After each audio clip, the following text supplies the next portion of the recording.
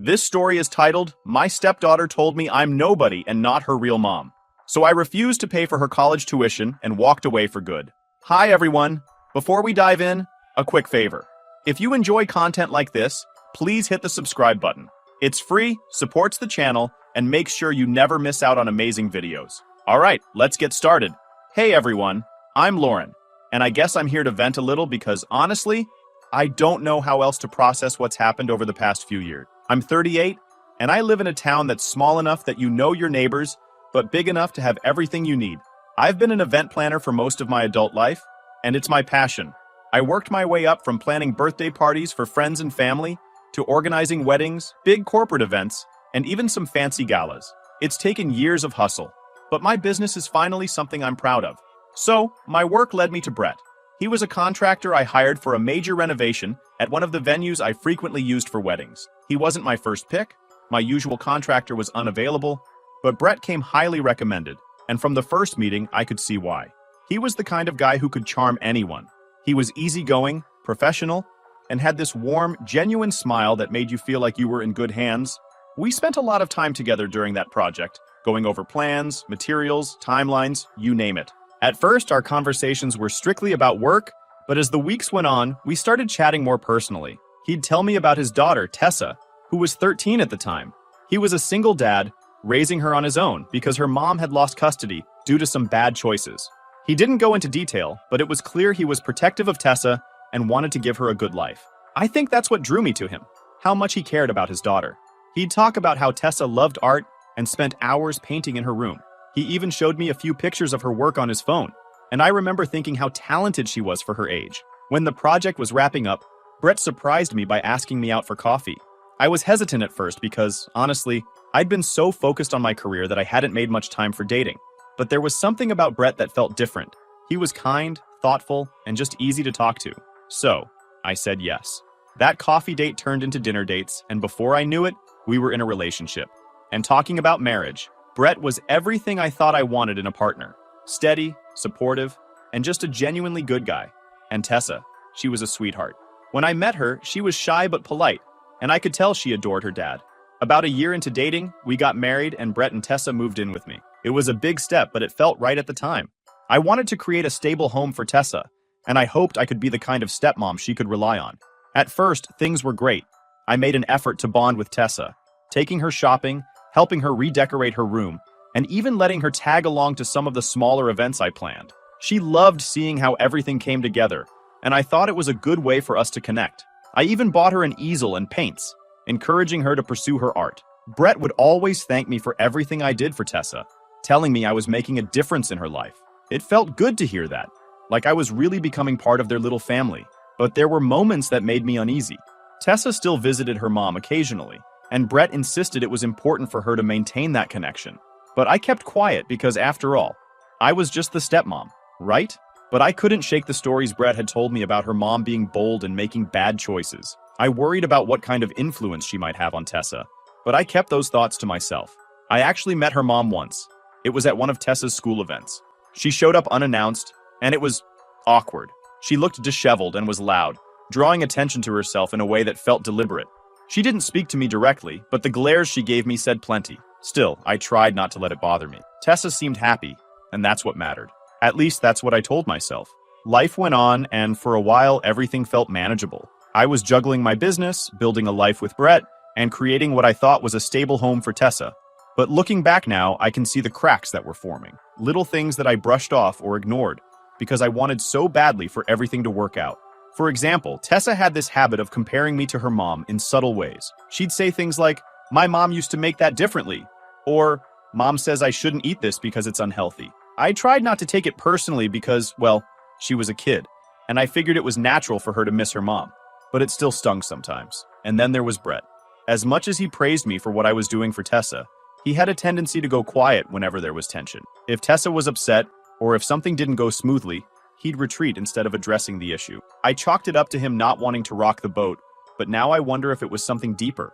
I kept telling myself that these were just normal growing pains, that every family has its challenges, and we'd get through it. But the truth is, I was ignoring the signs because I wanted so badly to believe in the picture-perfect life I thought we were building. Now that I'm writing this, I wish back then I'd paid more attention to those early warning signs. Maybe then I wouldn't be where I am now, questioning everything I thought I knew about my life, my marriage, and myself. Anyway, things started shifting around the time Tessa turned 16. At first, it was little things. Her pulling away, spending more time in her room, and responding to me with short, clipped answers. I figured it was just normal teenage stuff. She was juggling school, friends, and all the drama that comes with high school. I told myself not to take it personally, but as the months went on, it became clear that it wasn't just teenage moodiness. Tessa wasn't just pulling away from me. She was actively pushing me out.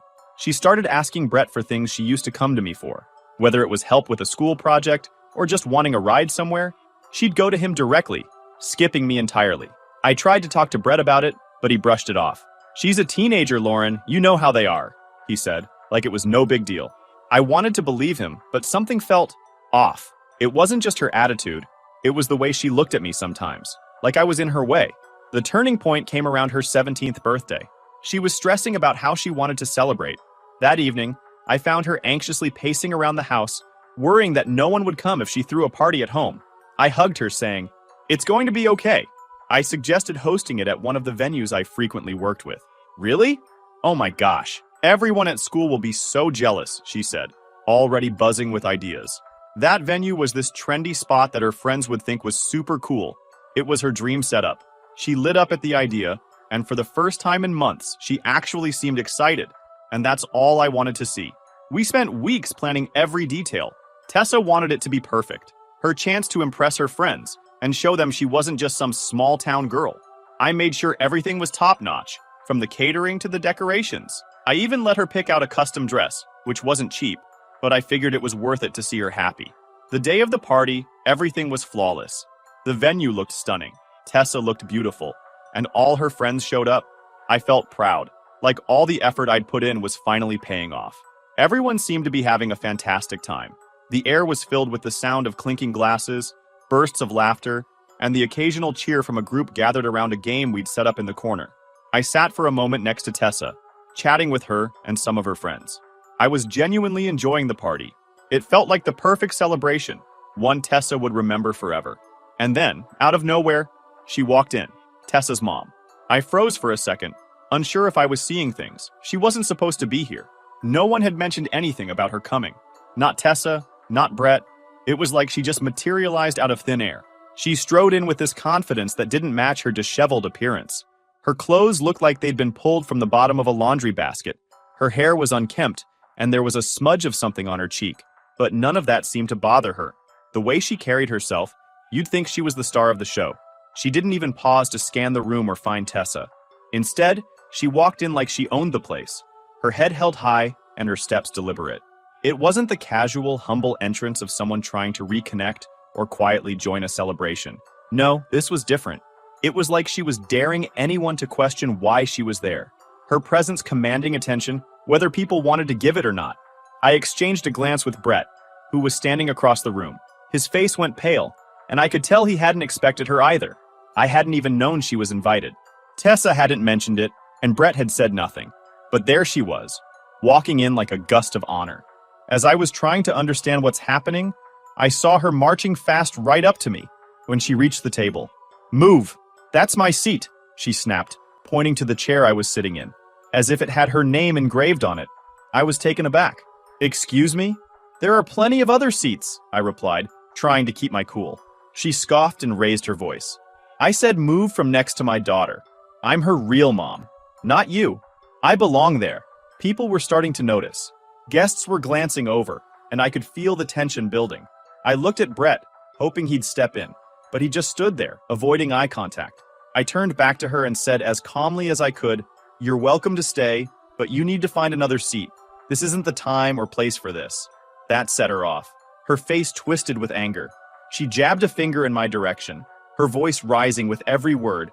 "You think you can just replace me, don't you? Just because you throw your little fancy parties, you think you're better than me?" Her words hit like daggers.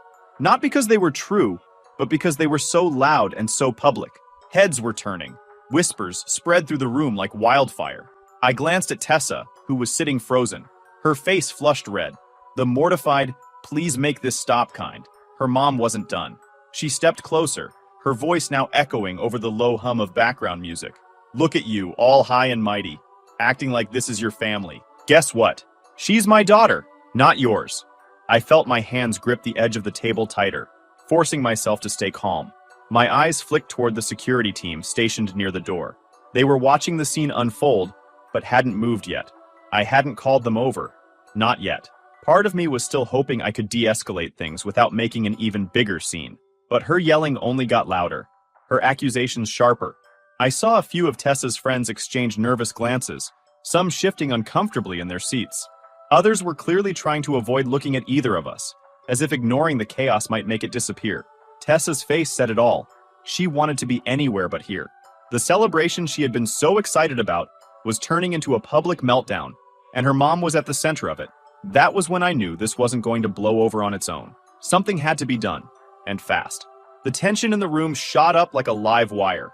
She grabbed a plate from the table and hurled it to the floor like a jerk, the crash echoing as it shattered into pieces. Then she started throwing the food and anything her hands reached for. Everyone froze. Tessa's friends exchanged uneasy whispers, their discomfort written all over their faces. Without hesitation, I finally signaled to the venue's security team, who moved in swiftly, grabbing her arm. "It's time to leave, ma'am." She started cussing, but they escorted her out before things could escalate further. When they got her out, I tried to take the situation back to control.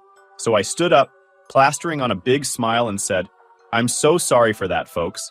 Please continue enjoying your meals. Drinks for everyone."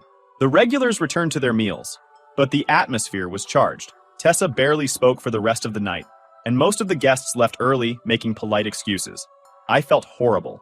About an hour later, she quietly said, "I have a headache. Can we go home?" The rest of the party wrapped up quickly. Guests exchanged polite excuses.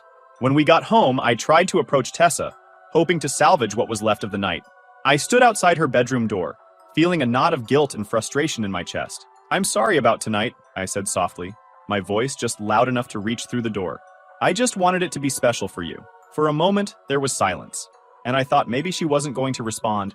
Then the door cracked open just enough for her to peer out at me, her eyes filled with an intensity that caught me off guard. But instead of the gratitude or understanding I was hoping for, her gaze was sharp, almost accusing. Without any explanation, she slammed the door shut, leaving me standing there, stunned and confused. I waited a moment, expecting her to open it again or say something more, but nothing came. My mind raced, trying to figure out what I'd done to deserve that reaction. I had stepped in to stop the chaos, right? Her mom was the one who had caused the scene. So why did I feel like I was suddenly the villain? Still shaken, I found Brett in the kitchen later that night. He was nursing a glass of water, looking lost in his own thoughts. I decided to confront him. "Did you invite her?" I asked, my voice firmer than I'd intended. He looked up quickly, his brow furrowed. Why would I do that? Then how did she even know about the party?" I pressed, unwilling to let it go. He hesitated just long enough for doubt to creep in. Then he shrugged. "Maybe Tessa told her. I don't know." His words hit like a slow realization. If Tessa had invited her mom, knowing full well how unpredictable she could be, why hadn't she mentioned it?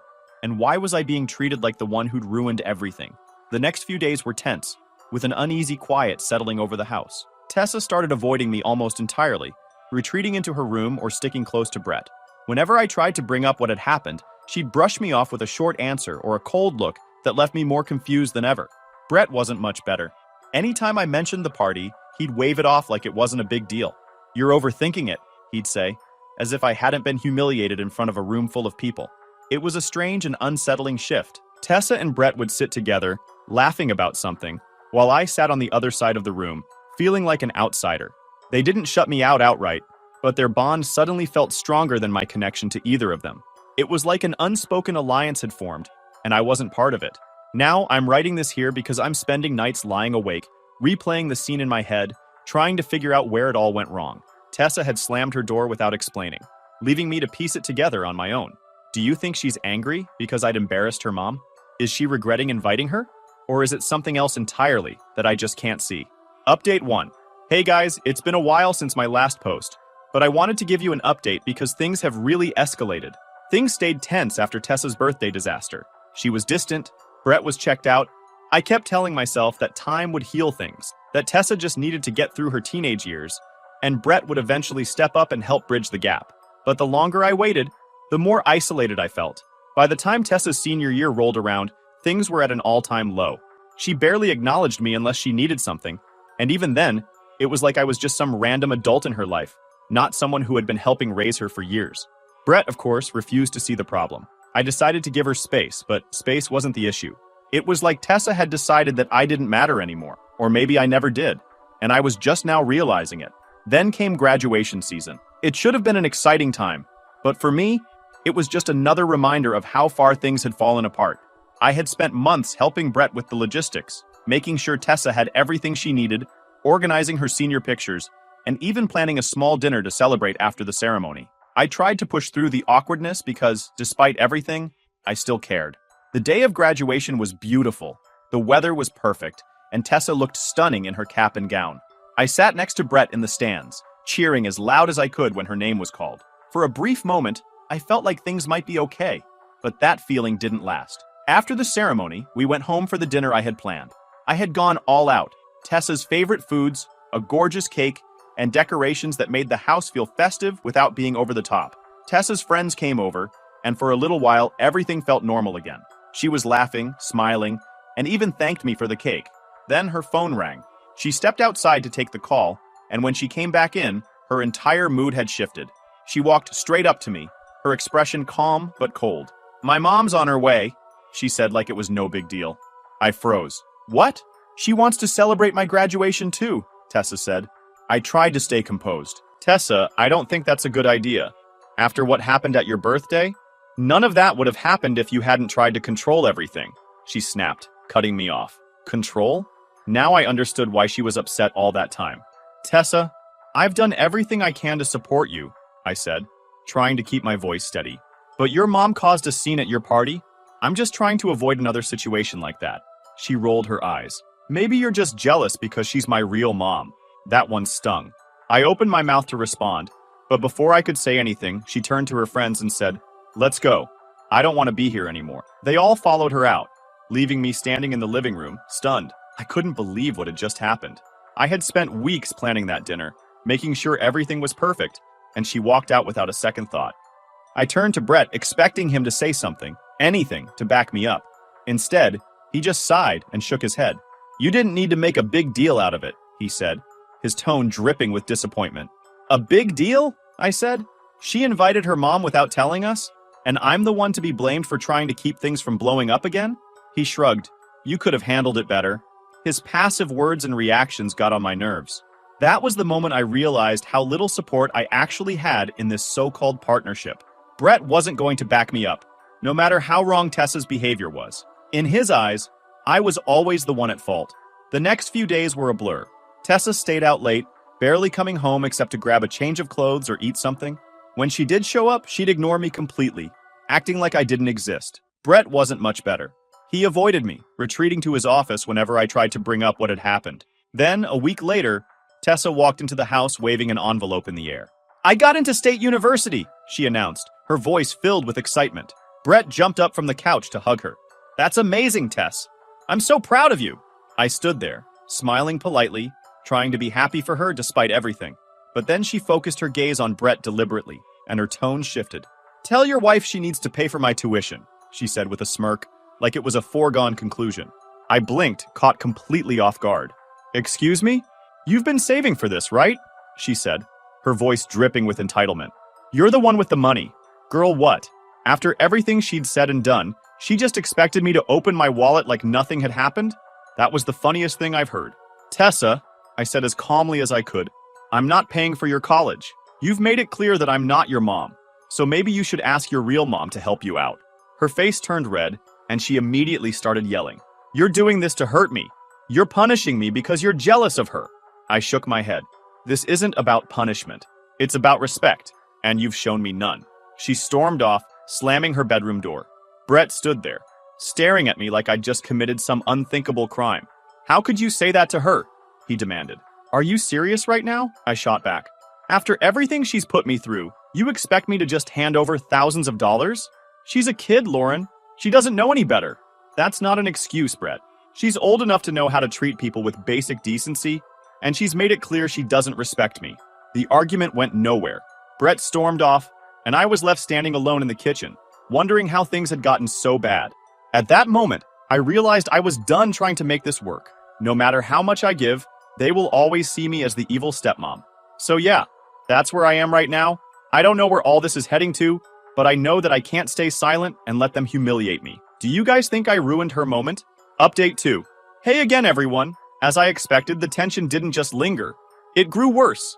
The days that followed were painfully quiet, almost suffocating. Tessa made it clear she wanted nothing to do with me, going out of her way to avoid me like I wasn't even there. Brett wasn't much better, but it wasn't just about the argument anymore. It was about how Brett and Tessa had slowly eroded any sense of partnership or family we'd had. I wasn't just the outsider, I was the enemy. A week after the college acceptance blow, Brett finally decided to have a talk with me. I use the term loosely because it wasn't a conversation so much as him trying to guilt me into changing my mind. Don't judge her, Lauren, he said, leaning against the kitchen counter. She's stressed, and she lashed out. You can't take it personally, I said calmly. Brett, she's been treating me like garbage for months. She doesn't see me as part of her life unless she wants something. And you expect me to just write her a blank check for college? She's your stepdaughter, he said. Like that alone should be reason enough. No, Brett, I said firmly. She's your daughter, and I've done everything I can to support her. But respect goes both ways. She's made it very clear that she doesn't want me in her life. Why should I be the one paying for her future when she's shown me nothing but disdain? He sighed, rubbing his temples like I was the unreasonable one. You're punishing her for being a teenager. She doesn't mean half the things she says. Even if that's true, I said, she needs to learn that actions have consequences. You can't just treat people like they're disposable and expect them to give you everything you want. Brett didn't have a response to that. Instead, he changed tactics. Fine. If you won't pay for it, what do you suggest we do? She needs this opportunity, Lauren. We can't just let her future fall apart because of a few arguments. Then maybe her mom should step up, I said simply. He froze for a moment. You know her mom can't afford that. And why is that my problem? I shot back. You and Tessa have made it very clear that I'm not her parent, so why am I the one being held responsible for her education? The conversation ended there, with Brett storming off and muttering something about me being selfish. But I didn't feel selfish. I felt drained. A few days later, Tessa decided to confront me herself. She came into the living room where I was working on an event proposal, her face set in a look of determination.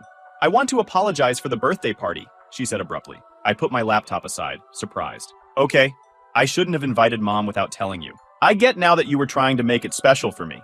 I'm sorry. The apology caught me off guard. Tessa wasn't exactly known for owning up to her mistakes, so this was unexpected. But I nodded. Thank you. That means a lot. She looked almost relieved. I was embarrassed, and I didn't know how to handle it. I know you tried to make the party special for me, and I shouldn't have acted the way I did. I felt a flicker of hope that maybe this was the start of something better. I appreciate you saying that. It was never about controlling anything, Tessa. I just wanted to make sure you had a good day, and I didn't want things to go off the rails. For a moment, I let myself believe this was genuine. Maybe we were finally making progress. But then she said, yeah, you were right. She paused for a moment. Her tone shifted and continued.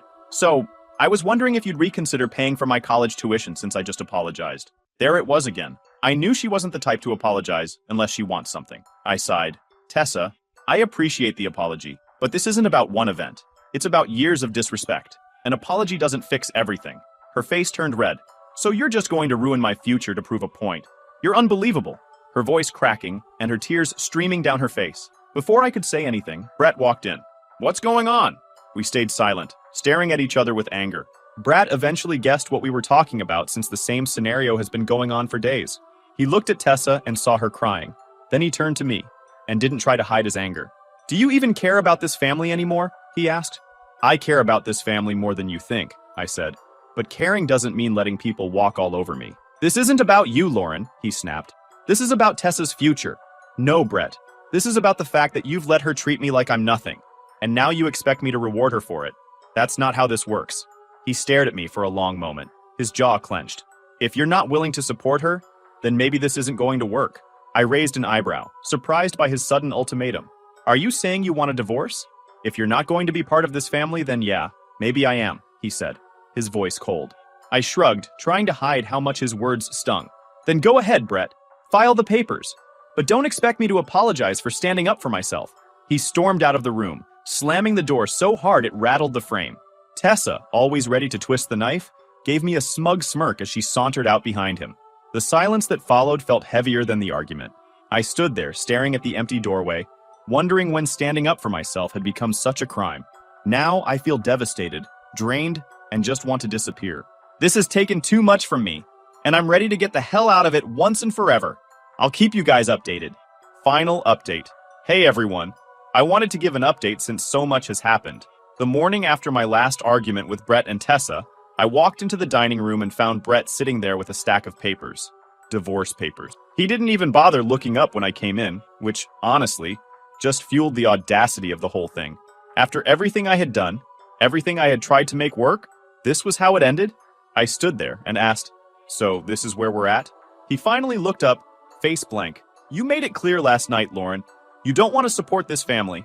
I laughed sharply. Support this family? Brett, I've been the only one holding it together for years. And now you're playing the victim because I won't fund Tessa's college after she's treated me like garbage? He sighed like I was exhausting him. I don't want to argue. It's obvious we're not on the same page anymore. It's better for everyone if we just move on. There was no emotion in his just cold indifference. I stared at him for a moment, hoping for some kind of acknowledgement that he cared about what we were losing, but there was nothing. "Fine," I said, quieter now. "Let's get this over with." And that was it. No fight, no attempt to salvage anything. Just the quiet realization that this was how it was going to end. The days after that were a blur. Brett moved into the guest room while we sorted out the logistics. I told him up front that the house and my event planning business were non-negotiable. He didn't fight me on it. I think he knew he had no leverage, but that didn't stop him from throwing little digs my way. "Must be nice to have everything handed to you," he muttered one day while we were dividing assets. I lost it. Handed to me? Brett, I built this business from the ground up. You have no idea how much work I've put into this. Don't you dare try to downplay it. He didn't respond, just shrugged like he couldn't be bothered. Tessa was another story entirely. She barely spoke to me, which wasn't surprising, but it still hurt. When she did talk, it was loud enough for me to overhear. Always to Brett. Always painting me as the villain. "She doesn't care about us," I heard her say one night. "She's just thinking about herself," Brett replied. I didn't even bother defending myself anymore. What was the point? They had decided who I was, and nothing I said or did was going to change their minds. When they finally moved out, I thought I'd feel relief. Instead, I just felt hollow. The house was so quiet again, like it was before they moved in. It was unsettling at first, like I was living in an echo of everything that went wrong. But slowly, I started to take back control of my space and my life. I painted the walls brighter colors, replaced the furniture Brett loved, but I always hated, and added little touches that felt more like me. It wasn't just redecorating, it was reclaiming something I had lost along the way. My only escape was my business. I threw myself into work, taking on bigger clients and challenging projects. The first major event I did post-divorce was a corporate gala, and it was a massive success. The glowing feedback reminded me I was more than just a wife or stepmom. I was capable, thriving, and good at what I did. Eventually, though, I started hearing bits and pieces about Brett and Tessa. They were living in a small apartment across town, and things weren't great. Brett's contracting business was struggling, and Tessa had dropped out of college after just one semester. She was working retail at the mall, which wasn't the future anyone had imagined for her. I won't lie, part of me felt vindicated. They had painted me as the villain, but now they were seeing what life was like without me. Still, I didn't feel any joy in their struggles. If anything, I felt sad for the family we could have been if things had gone differently. After weeks of working, I decided I needed a break, something just for me. So, I booked a vacation.